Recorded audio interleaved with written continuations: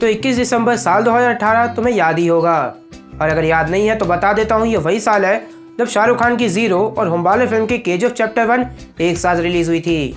और कौन सी हिट रही थी, कौन सी फ्लॉप, ये किसी को बताने की ज़रूरत नहीं है। लेकिन अब इसे कोइंसिडेंस कहें या फिर बहुत सोच समझ के लिया हुआ डिसीजन कि 5 साल बाद हिस्ट्री फिर से रिपीट होने जा रही है डंकी वर्सेस सलार नाम से। और क्या सच में दोनों मूवीज चलेंगी, और अगर चलेंगी तो किस रीज़न से चलेंगी, इसके बारे में थोड़ा डिटेल में जान लेते हैं।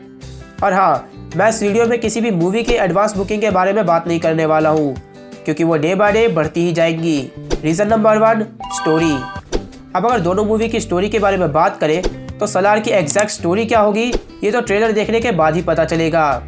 लेकिन इस मूवी के पास सबसे बड़ा एडवांटेज है कि ये केजीएफ यूनिवर्स से है, और जहाँ सलार मूवी की स्टोरी में केजीएफ के ईस्टर एग और रेफरेंसेस देखने को मिलेंगे तो मूवी उतनी ही और एंगेजिंग होगी। और रही बात डंकी की, तो डंकी मूवी की स्टोरी बेसिकली डोंकी फ्लाइट पर बेस्ड है।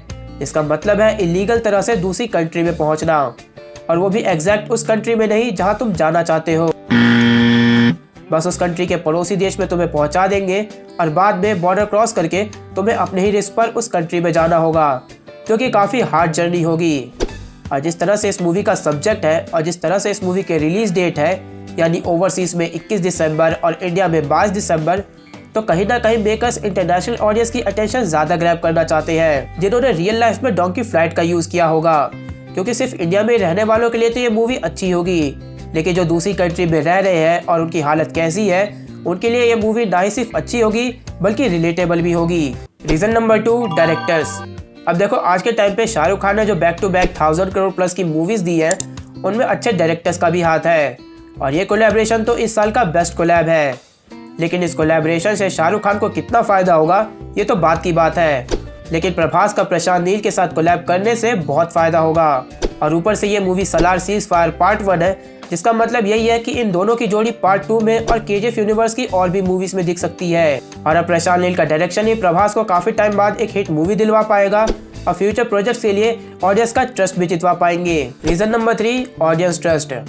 अब अगर ऑडियंस ट्रस्ट की बात हुई है तो इसमें कोई डाउट नहीं कि पठान और जवान के बाद ऑडियंस शाहरुख खान पर बहुत ट्रस्ट करती है, और उनके कैमियो से ही मूवी को एक अच्छी हाइप भी मिल जाती है। लेकिन वही प्रभास के पास ऑडियंस ट्रस्ट है भी और नहीं भी।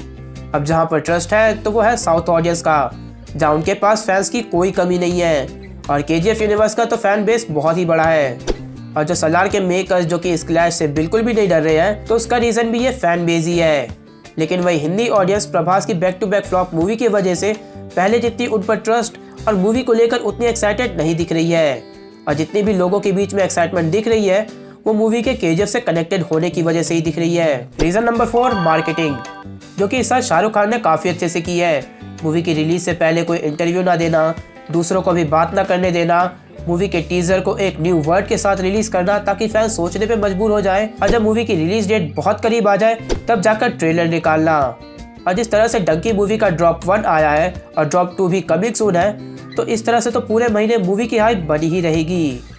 लेकिन सलार की मार्केटिंग स्ट्रेटेजी भी कुछ कम नहीं है। पहले तो टीजर को ऐसे टाइम पे रिलीज करना कि फैंस इसे केजीएफ के क्लाइमेक्स के साथ कनेक्ट करने लगे, और अच्छी बात यह भी है कि मेकर्स डेट के साथ टाइम भी अनाउंस कर देते हैं ताकि एक साथ एक ही टाइम पर सभी फैंस का सपोर्ट एक साथ ही मिल जाए।